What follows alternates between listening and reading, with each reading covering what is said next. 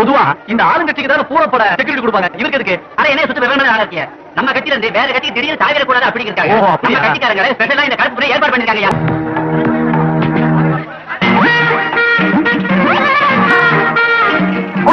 Flashback. இந்த பெருமன்றத்துல எல்லாரையும் மீது ஒரு பெரிய குறை வைக்கிறாங்க. காங்கிரஸ் கடுமையாக விமர்சிக்கிறா, எல்லாரையும் விமர்சிச்சு பேசுறா. ஆனா தலைவர் கலைஞரை மட்டும் எதிர்த்து பேச மாட்டேன். பேச மாட்டேன். திமுக என்னுடைய குடும்பம், நான் பேச மாட்டேன். அவர் கற்று தந்த தமிழ், அவர் ஊட்டிய உணர்வு உங்கள் முன்னால் என்னை நிறுத்திருக்கிறது. ஒருவரும் அவருக்கு எதிராக நான் பேச மாட்டேன். இரட்டை இலக்கிய வாக்கு கேட்கிற சீமா பெருமை அடைவாரே ஒழிய ஒருபோதும் பெருமை என்று உறுதியாக சொல்.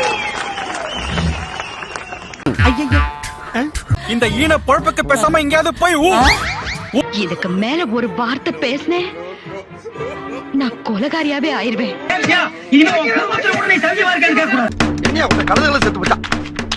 ஓ குரலி வித்தையா? எவன் வந்து எனக்கு என்ன? இது ஏன் நாடு? இங்க நான் தான் அதிபர், நான் தான் பிரதமர். சூப்பர். மாடு மேய்க்கிறதுக்கு தேவையான 10 பொருத்தமும் பக்காவா இருக்கு.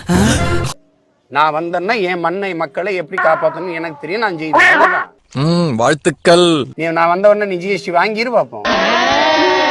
என்ன சிரிக்கிற? GST central tax. சென்ட்ரல்னா இங்கிட்டு இருக்கு, சென்ட்ரல்னா இங்கிட்டு இருக்கு. சென்ட்ரல் ஒண்ணு இந்த மாதிரி எல்லாம் பேச சொல்லி யாரா சொல்லி கொடுக்குறா? என் மூளை என்ன முதுகுலயே வச்சிருக்க? மயில் கேகல, மயில் குளிர்ல தான் தோகை விரித்து ஆடும். ஆனால் அந்த மயில் குளிரில் நடுங்குகிறதோ என்று எண்ணி அஞ்சி போர்வையை போர்த்தி நான் பேகன். அதனால் அவன் ஆகச் சிறந்த கொடை வல்லன். ஃபிளாஷ்பேக். மயில் நம்ம பாட்டன்ட்ட வந்து எனக்கு போர்வை கொடு குளிர்ந்து பேகன்னு கேட்கல. அந்த செயல் உண்மையிலே பைத்தியக்கார செயல், உண்மையிலே பைத்தியக்காரத்தனம். ஏன்னா மயில் வந்து சிலு சிலு சிலு சிலு அந்த குளிர் காத்து அடிக்கும் போது தான் தோகையை விரிச்சு ஆடும். இவன் நம்ம பாட்டை போர்வை கொண்டு பண்ணிட்டான். அட வெக்கம் கட்டுவீங்களா? இதுக்கு எதுக்குடா வெள்ளையங்கிலி மாலையன்னு? மானம் கெட்ட அயோக்கிய பள்ளிலாம், பொழப்பத்தை புழுத்த வழியலாம். இதுக்கு ஒரு 4 பேர்த்த மூத்திரத்தை வாங்கி மடக்கு குடிக்க வேண்டியதானே?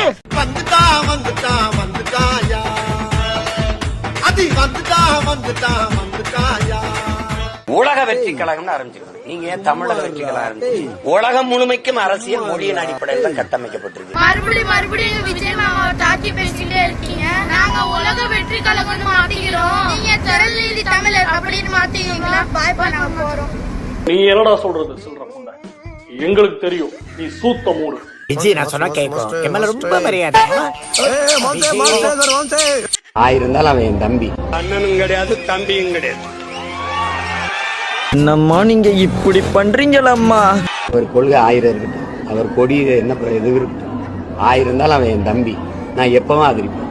மகாசனங்களே, இதெல்லாம் எதுக்காக செய்யறேன்னா எல்லாம் ஒரு சான் வயிற்றுக்காக. அவர் என்னை எதிர்த்தே வேலை செஞ்சாலும் ஆதரிப்பேன். அது ஒரு பிரச்சனை கிடையாது. வேறுபாடு உண்டு ப்ரோ, வேறுபாடு உண்டு.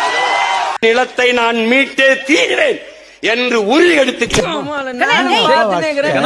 காதன் வந்து கத்தினுங்கிற கொசு மாதிரி சொன்னதே சொல்லு. என்னை தலைவனாக தேர்வு செய்கிற, என்னை நேசிக்கிற, என்னை பின்தொடர்கிற, எனக்கு வாக்கு செலுத்துகிற என் மக்கள் யாருன்னு பாருங்க. பொழுதுபோக்கு தளத்தில் தலைவர்களை தேடியவர்கள் அல்ல, என்னை விரும்புகிற கோயிலுக்குள்ள போய்விடும்.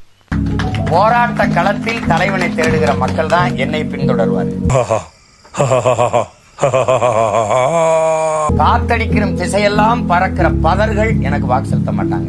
புயலே அடிச்சாலும் நகராத அதே இடத்துல இருக்க தூய நெல்மணிகள் எதுவோ அவங்கதான் எனக்கு வாக்கு செலுத்தாங்க. ஓஹோ.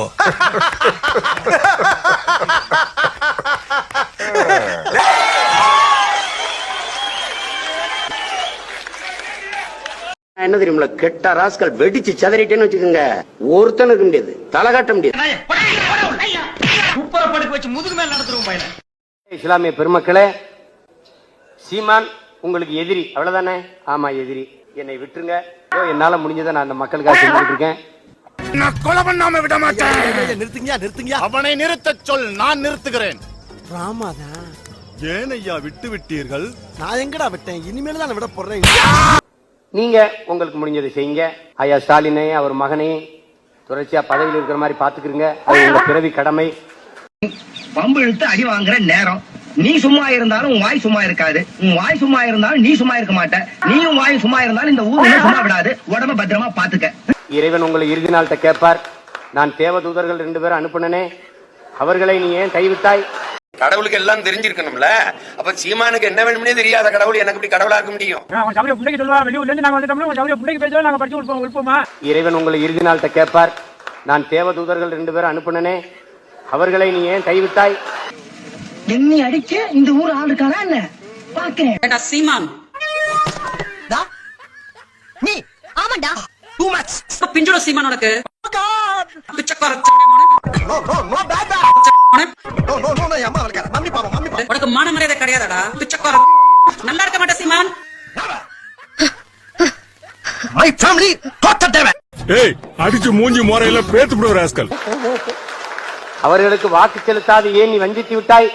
ஏய் பாத்தா நீ இன்னும் சாவலையா? சாவலையாவா? நீ திமுகவுக்கு ஸ்டாலினுக்கு ஓட்டு போட்டாயா? நேராக சொர்க்கத்துக்கு போ. சேப்பாக்கம் தொகுதியில உதயநிதிக்கா போட்டாய்? வா வா வா, இன்னைத்தான் தேடிக்கொண்டிருக்கிறேன், சொர்க்கத்துக்கு போ. அதிகமா பேசினா செருப்பால் அடிப்பேன்டா. ஸ்டாலின் உதயநிதிக்கு போடாத சீமானுக்கு போட்டவன் யார்? எல்லாம் நீங்கெல்லாம் ஹராம், நரகத்துக்கு போ. முறையே உன்னை நான் மன்னிச்சு விடுறேன். ஒழுங்கு மரியாதை நீ பார்த்து இந்த வேலையை அப்படியே அம்போன்னு விட்டுட்டு ஊரை பார்த்து ஓடி போயிடு. உங்களை எல்லாம் வச்சுக்கிட்டு ஒரு பிழை நிகழ்ந்துருச்சு. நான் உங்க கூட பிறந்தது இல்ல, நீங்க ஏதோ ஒரு பிழை நிகழ்ந்துருச்சு. ஆளை பைத்தியமாங்களான்னு பாக்குறியா? போகட்டும், எல்லாத்தையும் அல்லாஹ் கையிலே ஒப்படைக்கும். அவர் செஞ்சதுதான். ஏய் நேரா போ, குழி ஒண்ணு இருக்கு, ஒத்த ஊந்து செத்துரு. Bullshit get lost. சிவன்கிட்ட மோதக்கூடாது தம்பி, நீ எவன்கிட்டயும் மோதலாம், சிவன்கிட்ட மோதக்கூடாது. அவன் தான் சிவன், சிவன் பேரன் தான் இவன். டேய் டேய் டேய், இந்த ஆக்ட் குடுக்குற வேலையெல்லாம் என்கிட்ட வச்சுக்காதடா. நீ யாருன்னு எனக்கு தெரியும், நான் யாருன்னு உனக்கு தெரியும், நம்ம 2 பேர் யாருங்கிறது இந்த ஊருக்கே தெரியும். உன்னை கேப் மாதிரி இடுவோம். இந்த மகன் 13 ஆண்டுகளாக இதே தளத்தில் ஒரு துளி தளர்ச்சியும் இல்லாமல், தடமாற்றமும் இல்லாமல், தடுமாற்றமும் இல்லாமல், சமரசம் இல்லாமல் சண்டை செய்கிறேன் என்றால் பாக்க கிறுக்க மாதிரி இருந்துக்கிட்டு என்ன மாதிரி சம்பாதிக்கிற நீங்க இருக்கட்டும்.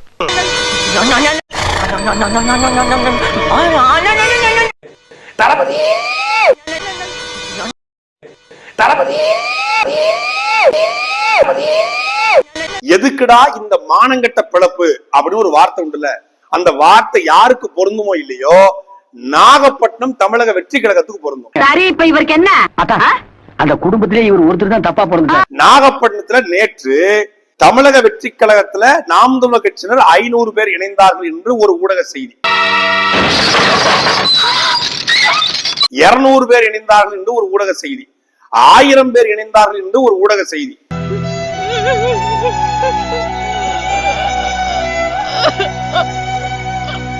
தமிழக வெற்றி கழகத்துல இணைந்தாங்க அப்படிங்கிற செய்தி பரப்பப்பட்டிருக்கு. அப்ப நடந்தது என்ன அப்படின்னா, ஊர்ல அம்மாவுக்கு வந்து பிள்ளைங்களுக்கு சாப்பாடு விடும் போது புள்ள பிடிக்கிற வருவான், அதனால சாப்பாடு இல்லைன்னா உன்னை பிள்ளை பிடிக்கிற பிடிச்சு கொடுத்துருவேன், அவன் ஒரு சாக்கு முடி தூக்கிட்டு வருவான் அப்படின்னு சொல்லி பயன்படுத்துவாங்க. அது புள்ள பிடிக்கிற கும்பல் ஒரு கும்பல் தெரியும். இவ்வளவு நாளா எங்கடா இருந்தீங்க? நீங்க எல்லாம் ஆரம்பத்திலேயே என் கூட இருந்திருந்தா ஒருத்தன் என்னை அடிச்சிருக்க முடியுமா? இல்லாதனாலதானடா அம்புட்டு அடி. அதே மாதிரி இப்ப தமிழக வெற்றி கழகம் புள்ள பிடிக்கிற கும்பல் மாதிரி தெரியுது. நம்ம கட்சியில சிறப்பா வரமாட்டேன்னு வம்பு பண்ண ஒரு 5 பேரை வழக்கு டைமா செத்துமே எங்க அவனுங்க இந்த வந்திருக்காங்க. வாங்க வாங்க வாங்க தலைவரே. இந்த கட்சியில இருந்தா நம்ம கட்சி வரமாட்டானா, இந்த கட்சியில இருந்து வரமாட்டானா அப்படின்னு எவன் சேர்ந்தாலும் ஆளுங்கட்சியில இருந்து சேர்ந்தார்கள், திமுக சேர்ந்தார்கள், நாம் தமிழர் கட்சி சேர்ந்தார்கள் அப்படின்னு செய்தி வெளியிட்டு தங்களுடைய அரிப்பை தீர்த்துக்கிறாங்க.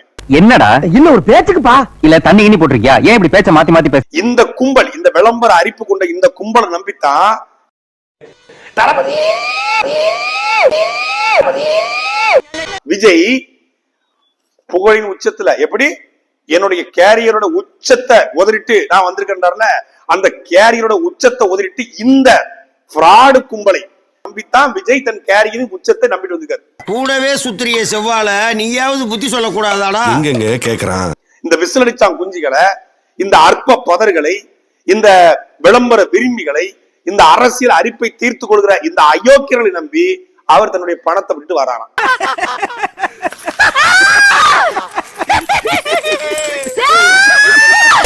அதாவது தேரெழுத்து தெருவில் விடன்னு சொல்லுவாங்கல்ல, அது மாதிரி விஜய தேர் எடுத்து தெருவில் விட்டுருக்காங்க.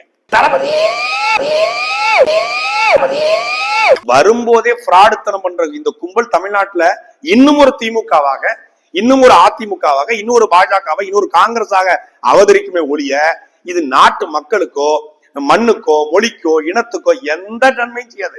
ஏன்னா சேர்ந்திருக்கா எவன் சேர்ந்திருக்கான்? விஜய் கட்சியில எவன் சேருவான்? என்னடா சொன்னா எலி குஞ்சு பயல டேய் வருவி இல்ல வா அப்ப வச்சுக்கிறோம் உன்னைய. இனமானம் காக்கன்னு சேருவானா? கனிமூலத்தை கொள்ளையடிக்க தடுக்கணும், ஆத்துமணல் கொள்ளையை தடுக்கணும், ஈழத்தமிழர் பிரச்சனைக்கு தீர்வு காணணும், முல்லை பெரியாறு பாலாட்டு சிக்கலுக்கு தீர்வு காணணும், பாலியல் வன்கொடுமைகளை ஒழிக்கணும், மொழிப்பற்று கொண்டு வந்து சேருவானா? ஏய் உன்னை தெரியுண்டா எனக்கு. என்னென்ன வேலைக்கு எப்படி எப்படி முடிய டைப்பா மாத்துவேன்னு எனக்கு தெரியும். இதெல்லாம் நம்ம கிட்ட வேண்டாம் மகனே. போ போட. அந்த அரசியல்ல வாழ்வு ஒழிய கோஷம் இருக்கக்கூடாது, அரசியல்ல யாருக்கும் அடிமையா இருக்கக்கூடாது, ஒரு நபர் வழிபாடு இருக்கக்கூடாது அப்படிங்கிற இந்த விஜய் கட்சியில சேருவானா? விஜய் கட்சியில யார் சேருவா? தமிழக வெற்றி கழகத்தை யார் சேருவான்? இது குத்தமா? குத்தமே கிடையாது. குஷியானது ஒருத்தர் போதும். தளபதி தளபதி எல்லாத்தையும் பாத்துக்குவாரு. தளபதி சொல்லிட்டாரு. தளபதி இந்த மாதிரி பூமரங்கள் எல்லாம் நாடு மாட்டினா என்னத்துக்கு ஆகும் சொல்லுங்க? உன் மனசுல என்னடா நினைச்சிட்டு இருக்க? மீ ஆமாண்டா. டபுள்டா. ஆமாண்டா டால்டா. அதாவது முழுக்கிற ஒரு கட்சியினுடைய மாநில பொதுச் செயலாளர், அவரு கட்சியினுடைய ரசிகர் மன்ற தலைவர், மாநில பொதுச் செயலராக மாறி இருக்காரு. தளபதிங்கிற வார்த்தையை சொல்ல மாட்டாரா? என்ன நினைச்சிட்டு இருக்க மனசுல? நீ என்ன நினைச்சிட்டு இருக்க? ஒரு கட்சி பையனுக்கு பேர் தளபதிங்க. தளபதியின் பெயர் கொண்டவரே விஜய், அவன் பேரு தளபதியின் பெயர் கொண்டவரே. தளபதியின் பெயர் கொண்டவரா யாரான்னு பார்த்தா அவர் பேர் விஜய். அவர் பேர் மாவட்ட செயலாளர் தளபதியின் பெயர் கொண்டவரே, ஒன்றிய செயலாளர் தளபதியின் பெயர் கொண்டவரே. என் பொறுமைய ரொம்ப சோதிக்கிற. புருஷன் பேரை நம்ம ஊர்ல சொல்ல மாட்டாங்க. அப்போ இந்த முருங்கைக்காக சொல்ல மாட்டாங்க. முருகைன்னு பேர் இருந்தா முருங்கைக்காக சொல்ல மாட்டாங்க. அப்போ ஒருத்த ஹஸ்பண்ட் பேர் மணியா. ஏன்டா நீங்க எல்லாம் இங்க வந்து ஏன் இழவு எடுக்கிறீங்க? அப்போ போய் கேட்டிருக்காங்க, உங்க வீட்டுக்காரர் எங்கம்மா? வீட்டுக்காரர் இல்ல, அவர் பேர் என்ன அப்படின்னு. இந்த கோயில்ல அடிப்பாங்களா அப்படின்னு. இந்த பாரு, இந்த நக்கலு நயாண்டி எடக்கு மடக்கு எகடாசி குத்தலு குசும்பலு இதெல்லாம் பொள்ளாச்சியில வச்சு புதைச்சிட்டு வந்துரு. கோயில் அடிப்பாங்களா?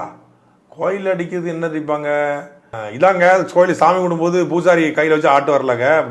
மணி ஆமா ஆமா ஆமா ஆமா ஆமா அது மாதிரி அந்த மாதிரி ஒரு ஆர்த்தோடாக்ஸ் ஃபேமிலியில பிறந்தவர் இவரு. என் சர்வீஸ்ல இந்த மாதிரி ஒரு கேவலமான ஜென்மத்தை நான் பார்த்ததே இல்ல சார். அப்ப இந்த மாதிரி ஆட்கள் அரசியலுக்கு வந்தா என்னத்துக்காகிறது? அதை பார்க்கும்போது நமக்கு அவ்வளவு வியப்பா இருக்கு. சரி, நம்ம இதெல்லாம் முன்னாடி நீ விமர்சனம் பண்ணலையா? முன்னாடியே உங்களுக்கு தெரியாதா? ஏன் உனக்கு இந்த வேலை? நீ வாங்குற இந்த 10-5 பிச்சைக்கு இது தேவைதானா? இப்போ விமர்சனம் பண்றீங்க, கூட்டத்தை பார்த்து பயந்தீங்க.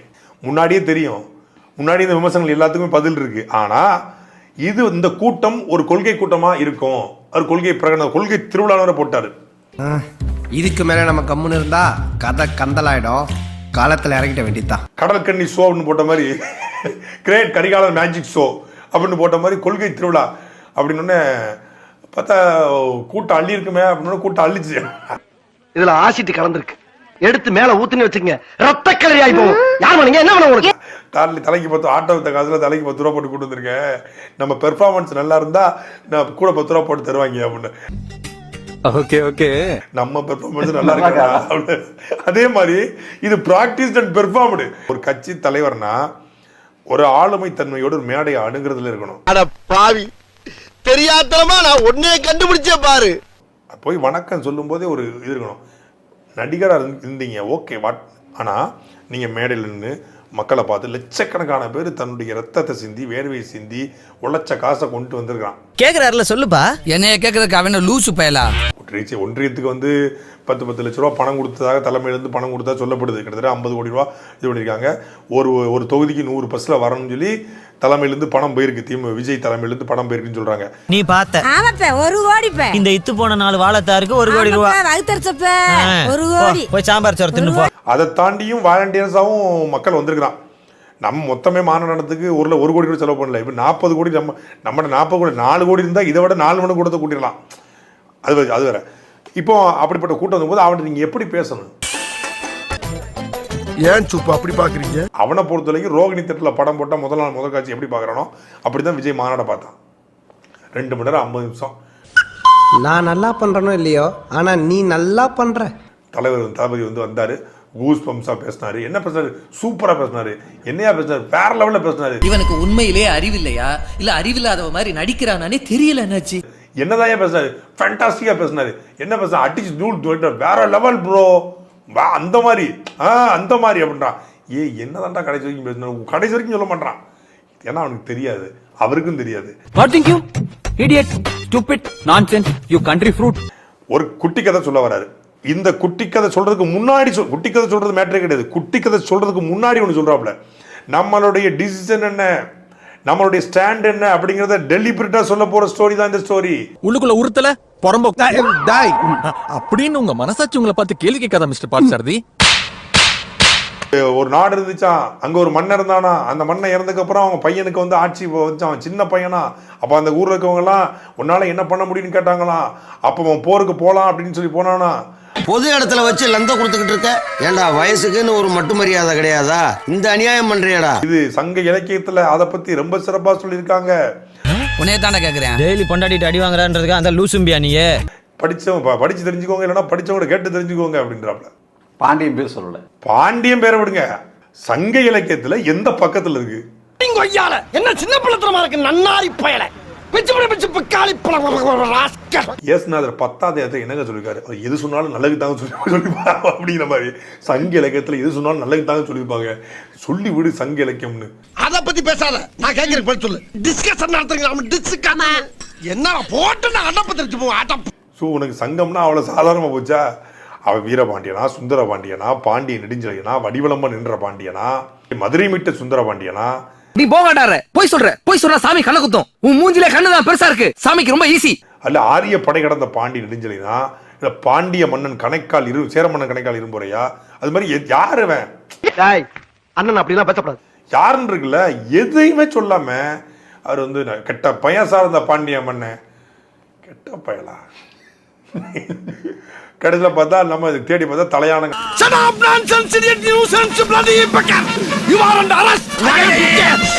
இந்த வீடியோ உங்களுக்கு பிடிச்சிருந்தா கண்டிப்பா லைக் பண்ண மறக்காதீங்க. அப்படியே உங்க நண்பர்களுக்கும் ஷேர் பண்ணுங்க. நீங்க பண்ற ஒவ்வொரு லைக்கும் தான் இந்த வீடியோவை மற்ற நண்பர்களுக்கும் கொண்டு போய் சேர்க்கும். மறக்காம சப்ஸ்கிரைப் பண்ணுங்க.